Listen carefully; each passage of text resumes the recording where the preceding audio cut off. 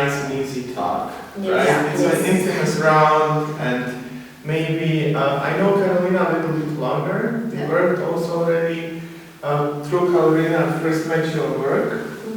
And I think also here in the round, not everybody knows everyone. So my suggestion is, it's like kind of get to know each other. Yeah, right? I totally agree. Yeah. Okay. So I think like what brought me to you is obsession and love. Yeah. And I love getting obsessed by things. Like I love my LiTE'Hers and my earphones, and I lose them, like my friends know, 10 times a day. When I lose my LiTE'Her, I think the only task in life I have is to find that LiTE'Her. And that becomes the most important thing in life. Yeah. And I think if I could like to look for the LiTE'Her, I look, and I cannot find the LiTE'Her. And the more I look, the more important it becomes. Yeah. And I think if I could just find that LiTE'Her, the world would be a better place. All the problems of the world would be solved. And you know what? Sometimes I find the LiTE'Her, and the world is the same old shitty place like before I fucking was LiTE'Her. But why I'm saying this is because maybe we start with, like, my first question with you is this obsession of finding, of longing for something you like, or you tend to be obsessed, which you can see also the way of how you work, technically. So what were you obsessed about here? Wow. Like a big question to open, nice and easy, right? Wow. Nice and easy. I think I'm quite totally obsessed with the meaning of life. Okay. That's why I'm trying to think how am I going to answer to this question, because it's not quite easy, it's quite very complex. But maybe in the past, when I was 15 years old, I get this tumor in my head.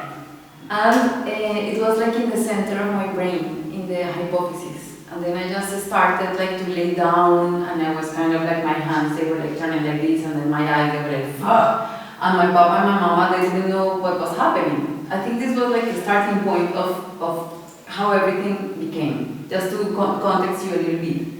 And then the doctor told me like, yes, you have a tumor. It's a tumor about 1 centimeter in the hypophysis of your head. And I was 15 years old, and I had kind of like a mature age for having 15 years old. I was thinking like more like a 20 or 25, something like this.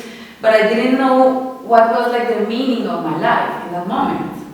And then when I came to the doctor, and he told me like, probably if this tumor is coming out or is going to explode or something, maybe you will be dead like this. So maybe you will have 6 or 7 months of being alive. And that was when I was 15 years old. That means 25. So when I came to the doctor, and the doctor told me like, maybe you will have this, and you have 2 possibilities: or you open your vein to do an operation, or we go through a treatment around 2 years where you have to quit to everything, just became like a vegan, no alcohol, no nothing, and just followed by some pills that I had to drink. So I told him, I was with my mother, and I looked into his eyes, and I was like, you know something, mother, you are never going to tell me when am I going to die, okay? And you will not open my brain. Are you crazy or what? And my mother, she was like, Carolina, calm down. And I was like, I'm not going to calm down. I was like a Latin American crazy. So then I just came out and I said, okay, I need to give somehow a meaning to my life. And my papa, he knew that I love to paint. And I was like for 3 days, 4 days, just painting and painting and painting these stupid flowers and doing these kind of boats and repeating Van Gogh and copying to Monet and Manet. And that was like how I just started. And then I said to myself, he gave me a book of futurism. And I was reading kind of like futurism just realized about surrealism and then I was totally involved with art until I find Dadaism. Dadaism was the breaking point of my life, I would say. So then I just started to create and to do, and I never stopped. And then I said to myself, this is what I'm going to do in my life, and this is what I came to do. So then somehow I found like a meaning, like a very strong meaning to be alive through art. So I use it as a tool to be alive. But now everything starts to connect, and through the experiences and through the things that I've been through as a woman, as a Latin American woman, as an artist woman. Woman is a big topic. It's quite not easy. And then I'm just trying to reflect all these experiences through all the pieces that I have here. So that's why I'm quite so obsessed with hair, because I didn't have enough hair when I was 15 years old. I almost lost everything. And that's why now, because it's something that it's just this, you know, and it's just this. And I just try to talk to it and to say, and it's nothing so superficial from the other side. It's totally connected to our sexuality. Hair is a big issue in our lives, you know. It's not just our identity, because when you do something to your hair, you define how you want to express in the outside. So the hair is totally, even when you don't have or when you just decide to do it. Or even here, you know, you decide what to do here or it's a big topic. So this is for me like a very stroke about humanity and about how can I start to see into these micro experiences of people and transferring this through a whole society, and how this can start to change our behavior, and how this belongs to also a political point of view, because it's not just how we want to see from the outside, it's from the inside. So then the topic of eroticism started to appear through all this insecurity that I was feeling because I didn't have enough hair. I was feeling total insecurity, like, man, I feel I would like to do like something, but I cannot do it, you know?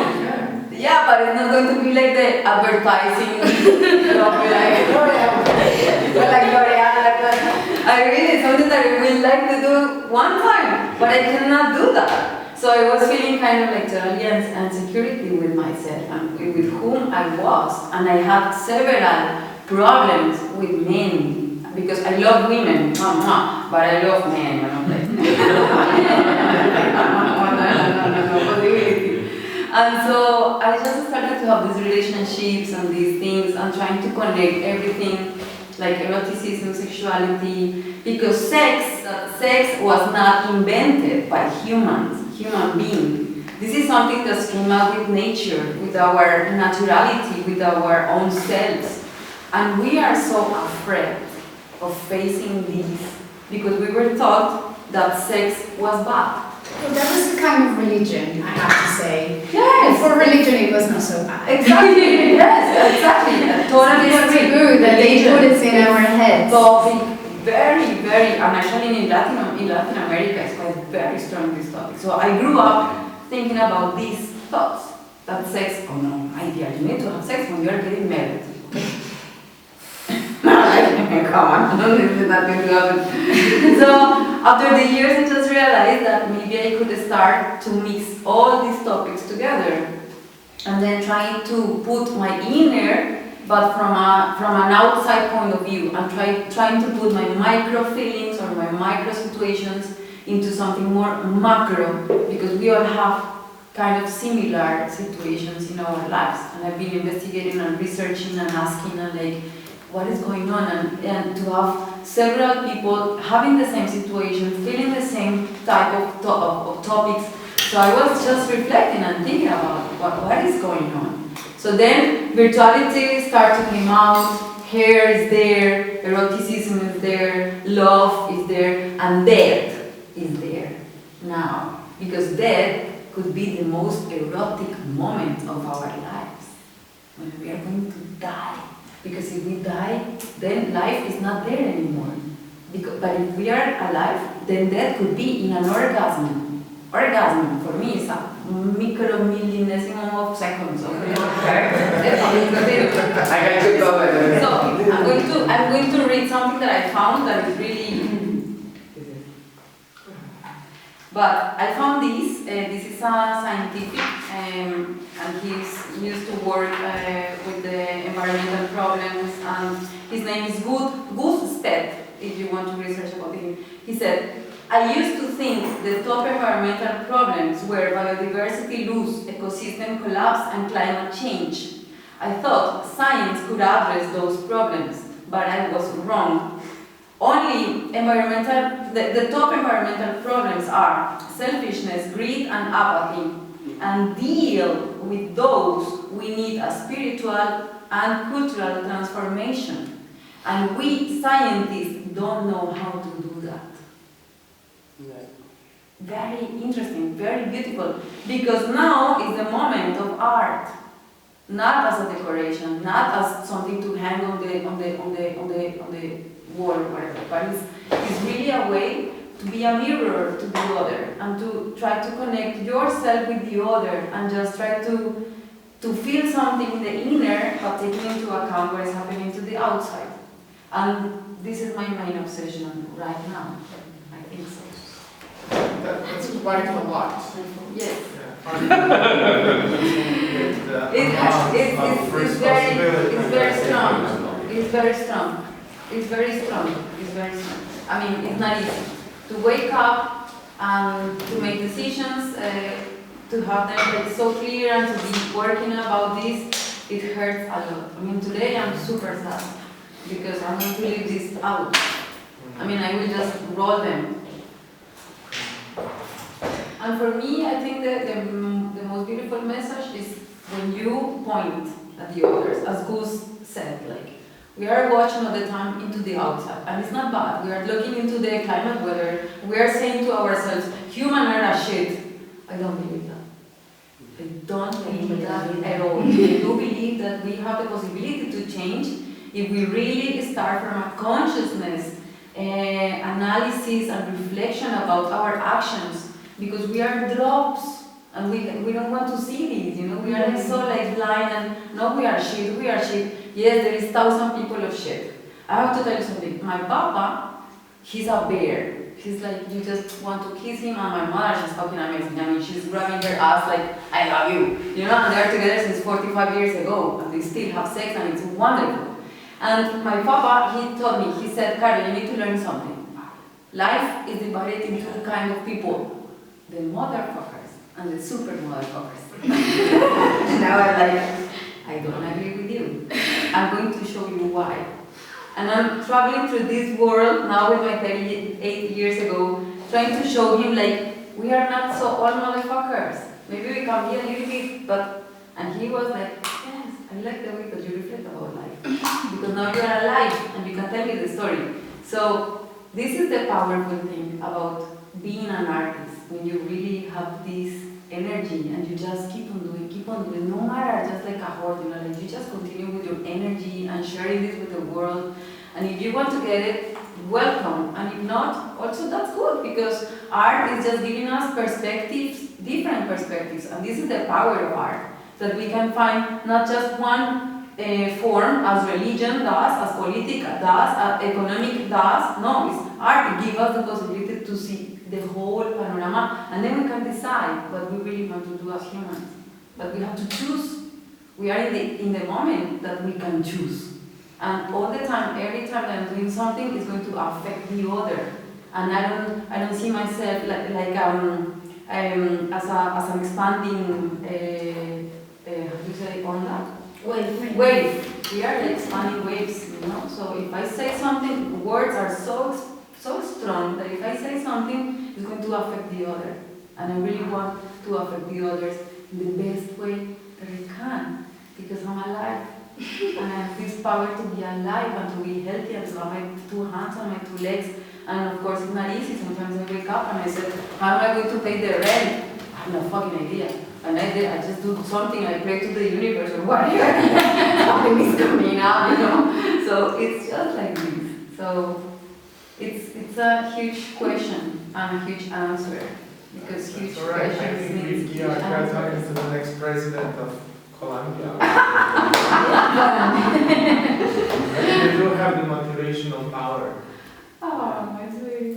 And then you see the, you know, when you say just including, Yeah. especially also in some of the drawings outside in this installation, you have a quite, you know, repetitive movement of sketching, and then they kind of repeat and evolve and evolve. There are like hundreds of them. I've seen hundreds of sketches in this. Yes, now I have 700. Yeah. And I'm going for 12,000. So these 700 were like kind of pre-sketches for this show. Yes. I'm pre-sketching since 3 years ago because it's a thinking process. Sometimes you just want to do a perfect painting or a perfect installation or a perfect, and that's not true.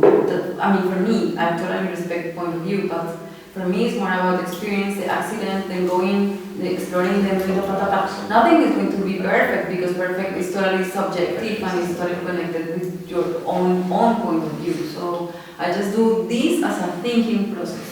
That's just the way to have the idea and then totally connected to a materialization that somebody can kind of understand what I'm trying to express. I totally love your energy. That's why I'm always trying to be on the boat wherever you are going, because that's not the boat, it's a speedboat. And I respect also this amount of motivation you have and that attitude. I also do respect also when artists are inverted. I think, like you said, there are so many forms, and obviously you have you're like a nuclear reactor, which is just, you know, kind of burning from inside out. Yeah. And what I would like, I know you very well, and we two of us, we met through your work, never in person. How do you work? Okay, I have to say that this, for me, being an artist, well, I'm not an artist at all, actually I'm a graphic designer, and I started to paint just because, I don't know, I was in the other side of Carolina. I started to paint because I really lost a being that it was super important to me, so I decided to paint. It was like an oath for her. When I painted the first one, it was like, okay, I like the sensation, I can experiment with everything, and that's my way of express. It's like personal, it's for me, it's not for social people. This was totally like out of the blue, being doing this exhibit. Dalida told me, it's like, do you want to try? It's like, okay, I'm going to try, but all the work are in the room, it's just my experimentation.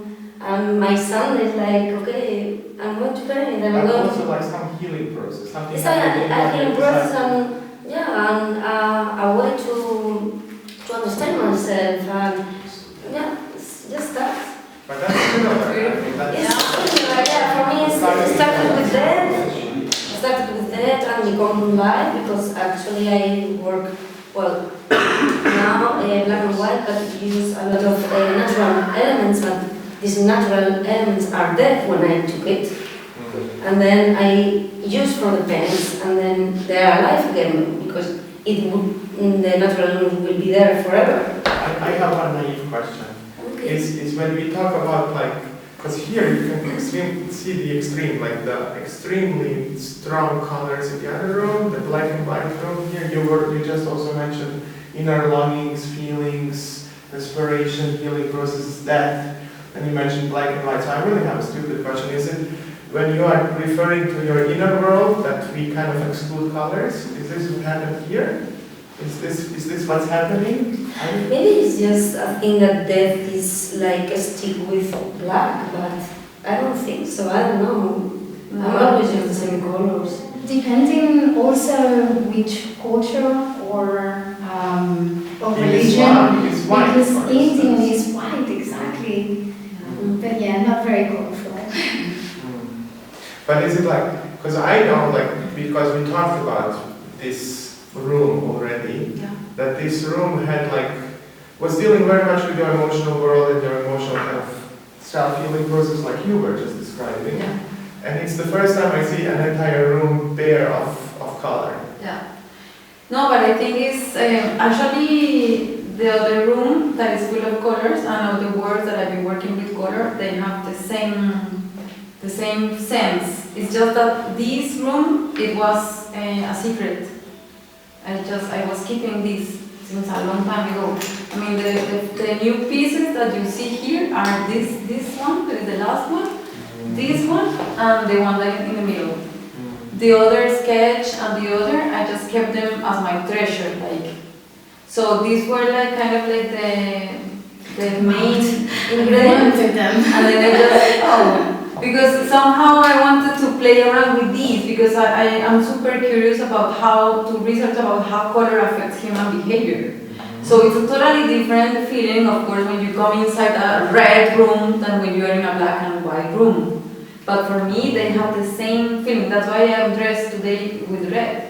Because today, all dressed in black. that's the point. I knew that they were coming to black and white. It looked more than I thought.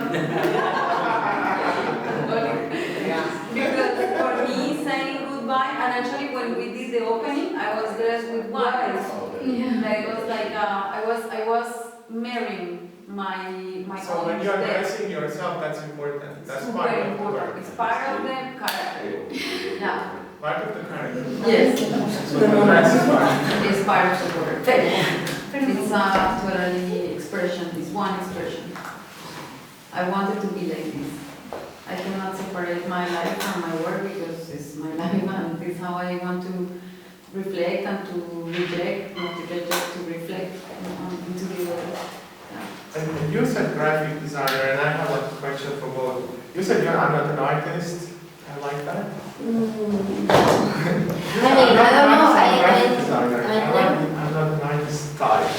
No, because I just started to paint by myself, you know. I studied graphic design and I work as a graphic designer, and that's the way. That's the starting point. Yeah, it's the starting point. I mean, the tools, I have the tools, but I never paint. Like, I was more focused on graphic design and doing that for clients or for life, and I started this just an experimentation, and I started to like it.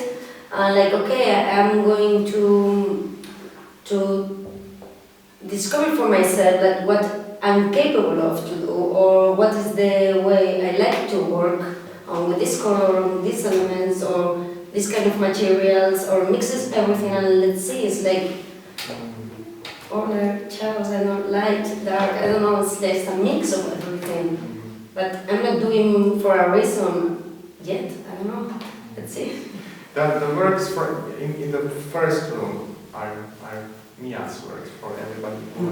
And actually, she works on paper, and there's lots of also all kind of different papers like the powder. thing is that all the artworks are there are painting or doing the collage in different years. It's just I just put all together. I didn't paint it like with a purpose at all. And all of them, I think it makes sense at the end because it's my way of paint and it's me in this part of my life. But it's just that. I don't know how to explain it. I mean, the muse came, right? The muse is the one which makes us do art without explanation. So you had some at some point, I guess, which were several points. And I have like one question regarding to this graphic designer, not an artist. What are you? Street artist? Are you a musician? Are you a fine art contemporary artist? Are you? What are you? I'm a woman.